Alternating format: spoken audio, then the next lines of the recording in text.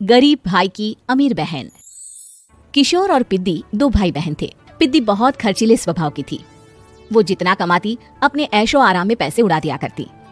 लेकिन किशोर समझदार था, घर को साथ लेकर चलना जानता था।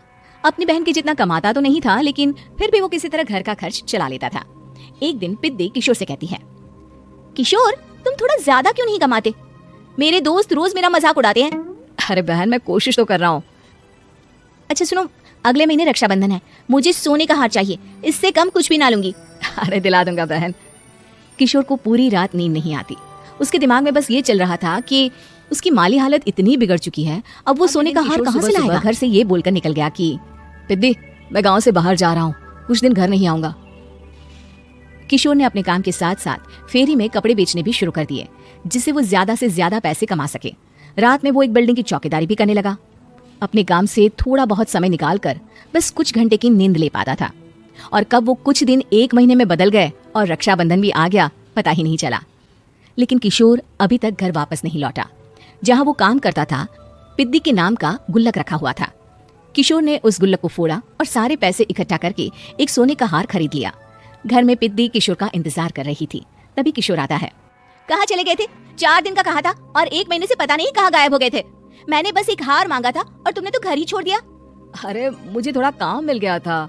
कुछ नहीं, सब समझती हूँ, बहाने थे तुम्हारे। अपनी बहन के लिए इतना भी नहीं कर सकते, कैसे भाई हो? चलो यहाँ बैठो, राखी बांधती हूँ। पिद्दी ने किशोर को राखी बांधी। वैसे ही किशोर ने अपनी बहन के हाथ में सोने का हार रख दिया। उसकी खुशी का कोई ठिकाना नहीं था। वो मिठाई खिलाए बिना ही नेकलेस लेकर चली गई और शीशे के सामने अपने गले में हार रखकर देखने लगी। किशोर ने लड्डू उठाया और खुद ही खा लिया। ऐसे कई साल गुजर गए। एक दिन पिद्दी की नौकरी छूट गई। अब वो पूरी तरह किशोर पर डिपेंड हो गई थी। आए दिन किशोर को अपने महंगे महंगे शौक गिनाकर उससे पैसे मांगा करती थी। किशोर कुछ पैसे देना, मुझे पार्लर जाना है। किशोर बिना कुछ बोले उसे पैसे दे देता। ये क्या, 500? अरे इतने में तो मुझे पार्लर में एंट्री मिलेगी बस। अच्छा देता हूँ ना ज्यादा। वे कैसे भाई हो, अपनी बहन के लिए इतना भी नहीं कर सकते। किशोर ने जेब से 2000 का नोट निकाला और उसे दे दिया। किशोर गरीबी में रह लेता था, लेकिन अपनी बहन को कभी कोई कमी नहीं होने देता था। बेटा, पिद्दी तुम्हारी बहन है, उसे कभी किसी चीज की कमी मत होने देना और उसका ध्यान रखना, क्योंकि भाई का फर्ज होता है अपनी बहन का ध्यान रखना।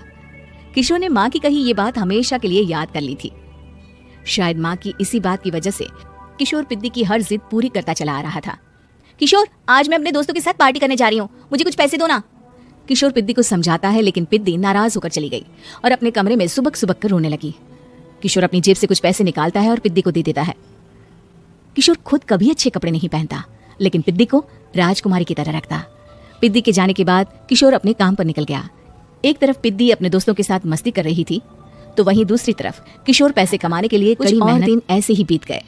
एक दिन पिद्दी एक लड़के को लेकर घर आई और उसे किशोर से मिलवाया। किशोर, मुझे इस लड़के से शादी करनी है, लेकिन इनके मम्मी पापा बोल रहे हैं कि उनको दहेज में एक कार चाहिए, तभी वो मेरा और पंकज का रिश्ता कबूल करेंगे। लेकिन बहन, कार खरीदना कोई सब्जी खरीदने के बराबर तो नहीं है। अरे कैसे भाई हो तुम, अपनी बहन के लिए इतना नहीं कर सकते? देखो, मैं ज्यादा इंतजार नहीं कर सकती, तुम्हें 1 साल में मेरे लिए कार खरीदनी ही होगी। अच्छा पंकज, एक काम करो, कल तुम अपने माता पिता को घर बुला लो, मैं उनसे तुम्हारे और पिद्दी के रिश्ते की बात कर लेता हूँ। अगले दिन किशोर के छोटे से घर में पंकज और उसके माता पिता आते हैं। बेटा, तुम्हारी बहन ने हमारी शर्त तो बता ही दी होगी।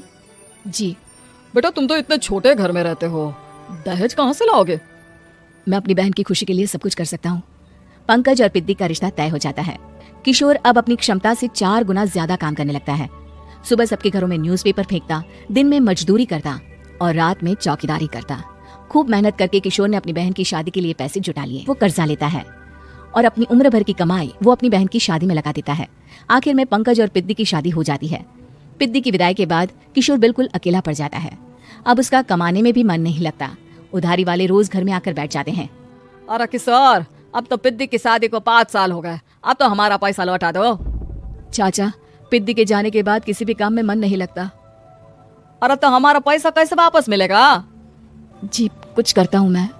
किशोर के ऊपर बहुत सा कर्जा चढ़ गया था, इसलिए उसने तय किया कि वो ये घर बेचकर सबके पैसे लौटा देगा।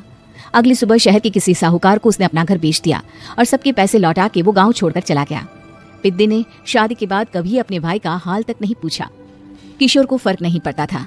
बस ससुराल में उसकी बहन खुश है, ये जानकर उसे खुद की खुशी मिलती थी और ये सोचकर कि उसने माँ से किया हुआ वादा आपको पूरा हमारी कर ये लिया। कहानी पसंद आई होगी। कृपया हमारे चैनल को सब्सक्राइब करें और सभी अपडेट्स के लिए बेल आइकन जरूर क्लिक करें। और हाँ, वीडियो लाइक और शेयर करना मत भूलिएगा। Bye bye.